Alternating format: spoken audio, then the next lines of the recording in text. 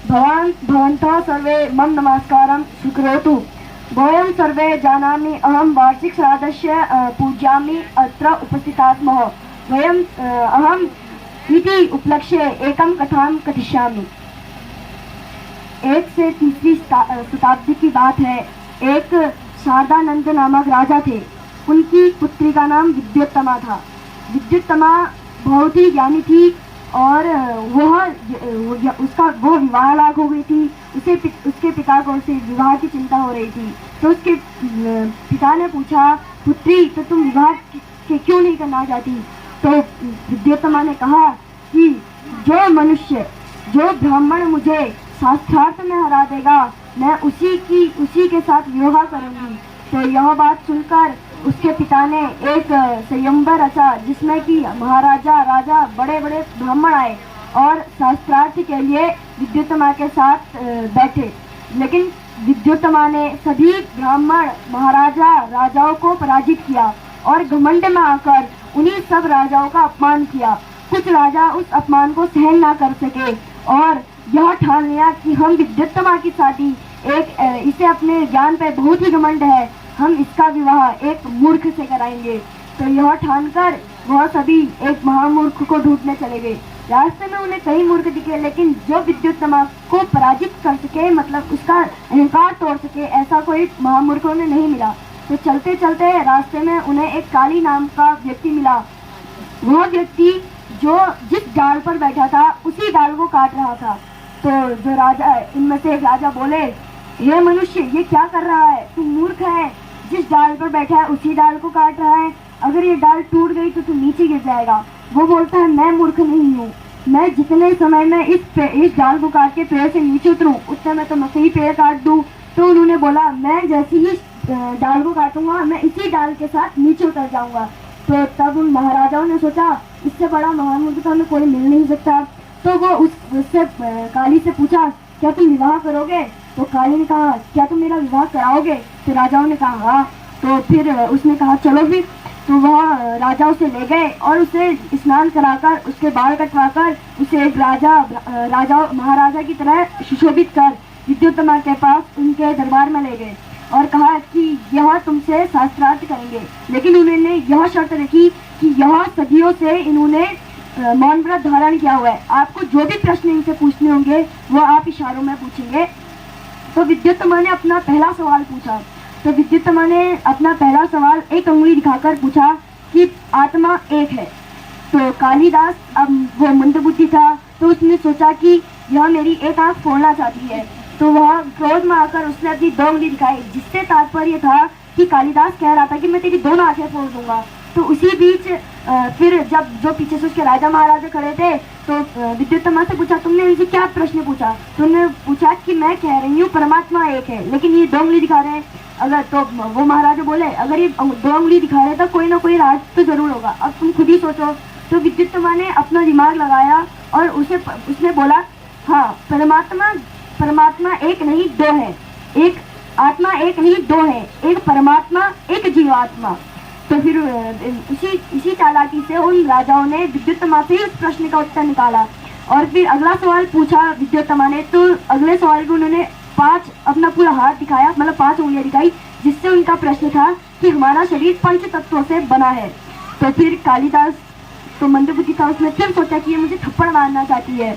तो उसने कालिदास ने भी उसे मुक्का दिखाया, जिससे वो कह रहा था अगर तू मुझे थप्पड़ मारेगी तो मैं तुझे मुक्का मारूंगा।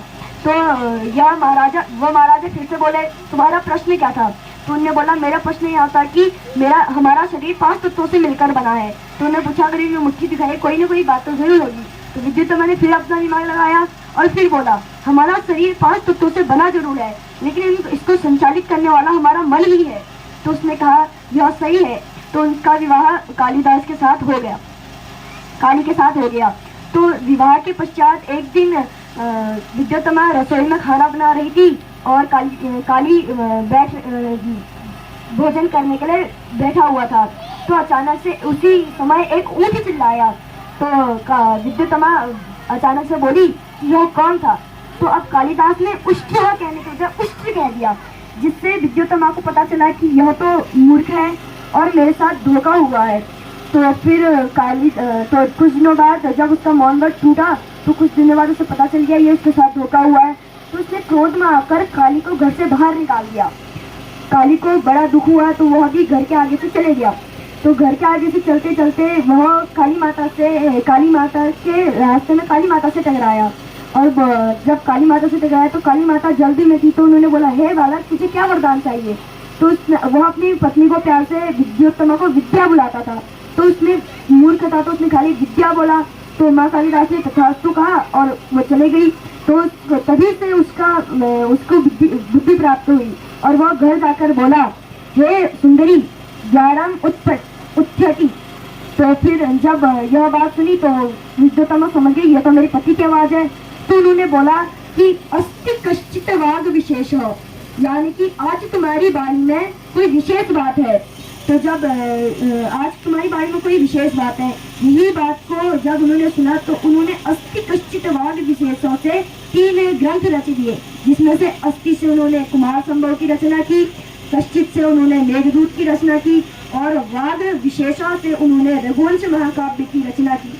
यह वही रघुवंश का महाकाव्य है जिसे हम छात्र पढ़ते हैं, हमारे विद्यालय में चलती है यह किताब। इसमें 19 सर्ग हैं और इसमें ही रामायण का वर्णन भी आता है, वो हम अगली बार चर्चा करेंगे। तो एक बार फिर एक राजा भोज थे, तो उन्हें एक शंका थी कि मूर्ख किसे कहते हैं। तो एक दिन कालिदास अपने देवालय से पूजा करके घर को प्रस्थान कर रहे थे। तो राजा भोज ने कवियों से पूछा कि मूर्ख किसे कहते हैं, तो उन्हें कोई जवाब नहीं दे पाया कि मूर्ख किसे कहते हैं। तो जब उन्हें पूछा तो एक दिन कालिदास जब देवालय से अपनी पूजा करके घर को जा रहे थे तो राजा भोज ने कहा, यह व्यक्ति मुझे बता सकता है कि मूर्ख किसे कहते हैं। तो उसने कहा, हे मूर्ख, तू कहाँ जा रहा है? हे मूर्ख, तुम कुत्र गच्छति। तो उन्होंने बोला, तुम आपको पता भी है मूर्ख किसे कहते हैं? कालिदास ने राजा भोज से कहा। तो उन्होंने कहा नहीं। तो फिर उन्होंने एक श्लोक बोला, खादन् गच्छामि हसन् जल्पे गतं न शोचामि कृतं न मन्ये द्वाभ्यां तृतीयो न भवामि राजन् किं कारणं भोज भवामि मूर्ख। अर्थात उन्होंने कहा, मूर्ख उसे कहते हैं जो मनुष्य चलते हुए खाता है। खादन् गच्छामि, जो मनुष्य चलते हुए खाता है, हंसते हुए जल पीता है। हसन्न जल पे, जो मनुष्य हंसते हुए जल पीता है।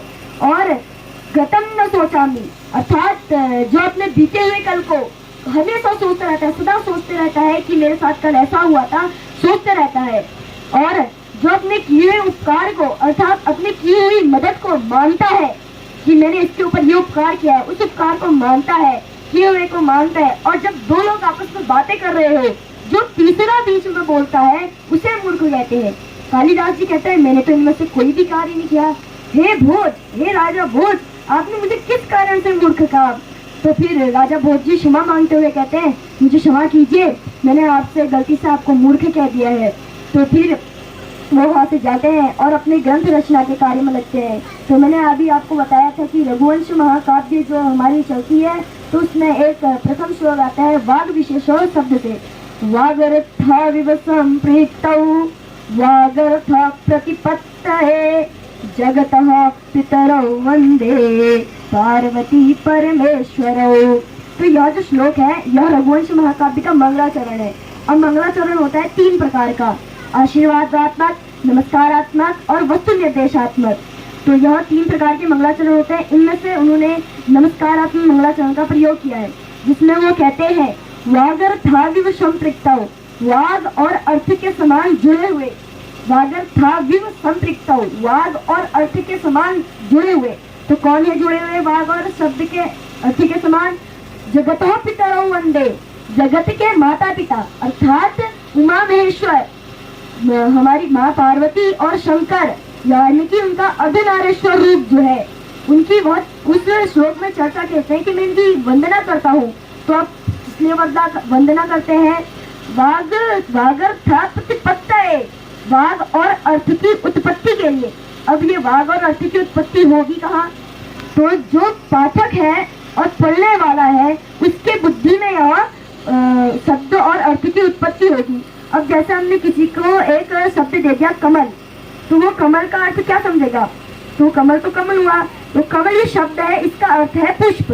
तो अब हम पुष्प का अर्थ तभी निकलेगा उसमें जब हम उसका अर्थ समझेंगे। इसलिए वो कहते हैं पढ़ने वाला और पाठक इन दोनों की बुद्धि में जब ये शब्द और अर्थ की उत्पत्ति होगी, तभी मेरा ये रघुवंश महाकाव्य की रचना सफल होगी। तो इसमें अगला श्लोक आता है, क्व सूर्य प्रभवो वंश क्व चाल्प विषयामति तितीर्षु दुस्तरम मोहा उदुक्तेनास्मि सागरम। अर्थात अब इसमें अक्सर ऐसा होता है कि जब किसी को कुछ ज्यादा ज्ञान मिल जाता है तो अपने आप पे घमंड करने लगता है कि हाँ मेरे से बड़ा ज्ञानी कोई नहीं है। तो मेरे पिता ने कल बात भी बताई थी कि जिसके पास जो बलवान होता है वो कहता है मेरे से बड़ा बलशाली कोई नहीं है, जो वृद्ध होता है मेरे से बड़ा इससे सयाना कोई नहीं है। तो मेरे पिताजी ने बात भी बताई थी। तो इसी प्रकार के, लेकिन कालिदास जी ऐसे नहीं थे। वो इस श्लोक में बोल रहे हैं, वो हमेशा अपने आप को एक समान रूप व्यक्ति के रूप में देखते थे, कभी भी उन्होंने अपने आप पे घमंड नहीं किया। तो वही ये बता रहे हैं, क्व सूर्य प्रभवो वंश। अब वंश दो प्रकार के होते हैं, सूर्य वंश और चंद्र वंश। सूर्य वंश में रामायण आदि ग्रंथ आते हैं और चंद्र वंश में महाभारत आदि ग्रंथ आते हैं। तो जो वो कहते हैं क्व सूर्य प्रभवो वंश, यानी कि कहाँ सूर्य से उत्पन्न इक्ष्वाकु वंश है, और क्व चाल्प विषयामति, कहाँ मेरी अल्प विषय मतलब कमजोर मंद बुद्धि। तो उतने बड़े ज्ञानी होते हुए भी अपनी बुद्धि को कैसा बता रहे हैं? मंद बता रहे हैं। तो ऐसे महाकाव्य कालिदास जी थे। क्व सूर्य प्रभु वंश क्व चाल्प विषयामति तितीर्षु दुस्तरम मोहा, अर्थात महासागर। वह उस सूर्य वंश की तुलना किससे कर रहे हैं? वह उस सूर्य वंश की तुलना महासागर से कर रहे हैं। तो तितीर्षु दुस्तरम मोहा उदुक्तेनास्मि सागरम। तो अब अपनी बुद्धि की समानता हुए आपने नाव देखी होगी, नाव जो होती है उससे कर रहे हैं। तो जब अगर हम बड़े से सागर को अगर हम नाव से पार करेंगे, हम नाव को पार, उस समुद्र को पार कर पाएंगे? नहीं कर पाएंगे। तो वो अपनी बुद्धि को ऐसा बता रहे हैं कि अगर मैं सूर्यवंश के बारे में लिखूं तो मैं सही भी लिख पाऊंगा। तो अपनी विद्वान बुद्धि को वहाँ मंद बता रहे हैं। तो इससे आगे की चर्चा हम कल ही करेंगे। आज अपनी मुख्य वाणी को मैं विराम देता हूँ। जय तो संस्कृतम, जय तो भारतम।